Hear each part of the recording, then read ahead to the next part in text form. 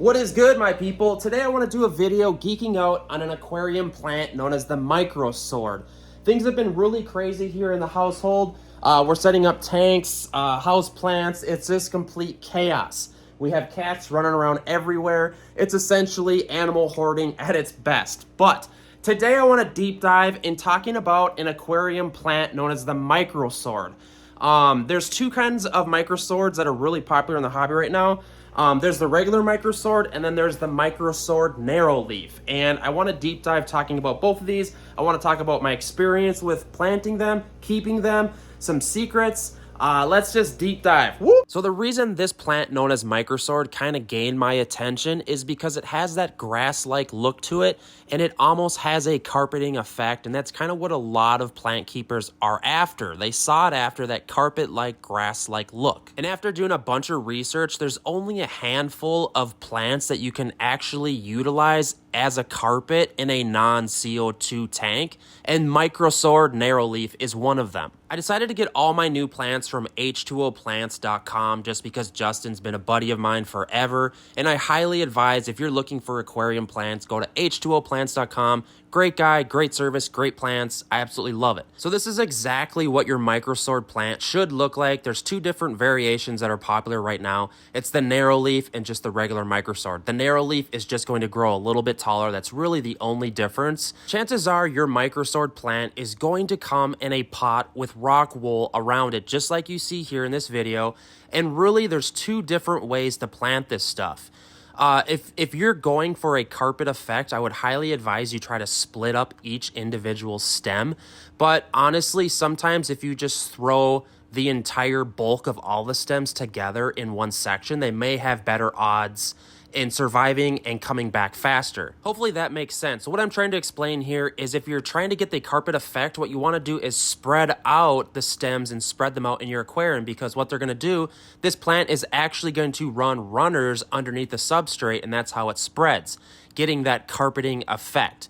And as you can see here, my stems and roots are really kind of deep embedded into this rock wool. So what I'm probably going to do is just throw this whole bulk of this stuff into this 10-gallon aquarium, just because I think it's going to do a lot better instead of me just picking apart each individual stem. Some people swear by doing like 3 stems together, and this is a heavy substrate feeding plant. So if you're just relying on sand or gravel to feed this plant, it's not going to do so great. And if I'm being completely honest, this is a pretty slow growing plant to begin with. And even though a lot of sources tell you it's a low light plant, I would have to argue and say that it is a medium light plant. And if you're wondering what substrate I decided to use in this tank, I went with organic potting soil capped with sand. As you guys probably know, I'm a huge fan of using soil in my tanks. Well guys, it's been about 4 months, and I figured I'd give you an update on how the micro sword has done.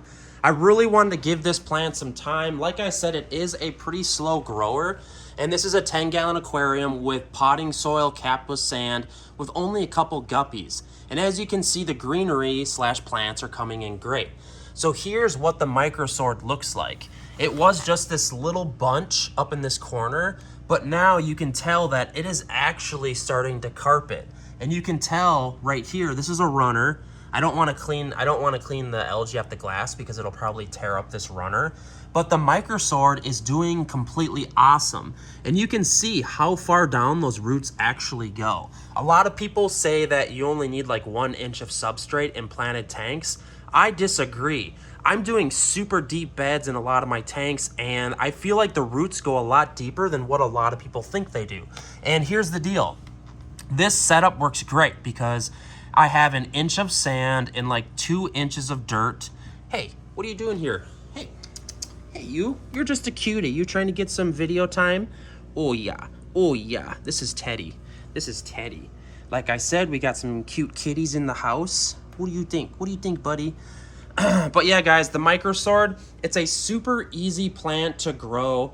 I was having some issues with algae, so what I did was I lifted up the light a little bit, and hey, you gotta leave me alone. I'm trying to do a video, bud.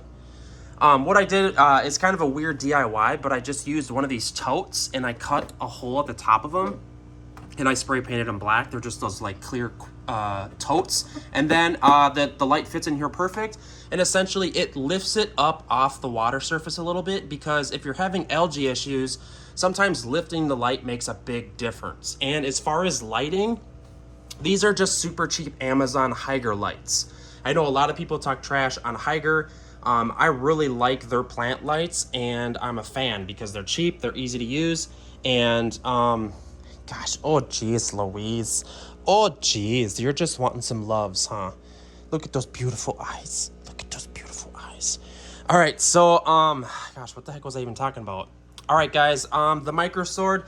It is a medium light plant, but it will survive in pretty low lighting. But if you're using like one of those super cheap like kit lights, it's not gonna work well.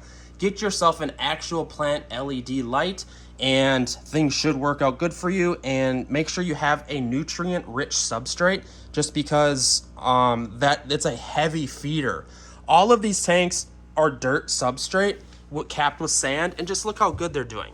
Like, I don't want to toot my own horn, but look how good those are doing. And I literally don't do water changes for months. It's crazy. Some of them look better than others. This one's a little lackluster. I just got a new beta in here, a Koi King male. I usually don't do videos at night because of the glare really bothers me. I apologize about that. It is what it is. I guess we will sum that up. Can you finish the video, Teddy? Can you finish it? Yeah, what do we sum it up with? Microsword being a super easy aquarium plant to care for. There's two variants of it, the narrow leaf microsword and just the regular microsword. Taking care of this aquarium plant is really easy, and I highly advise you give it a try. I'm gonna be doing a comparison video on other carpeting plants coming up, so it's gonna be pretty cool. I picked up some other carpeting plants, and I'm kind of deep diving into like the non-CO2 carpeting plants that are easy to do. So without further ado, guys, like this video please if it helped you. I am finishing this floor soon. I apologize. Why am I apologizing? All right, guys, microsword aquarium plant care. Let me know in the comment section. I want to hear from you guys.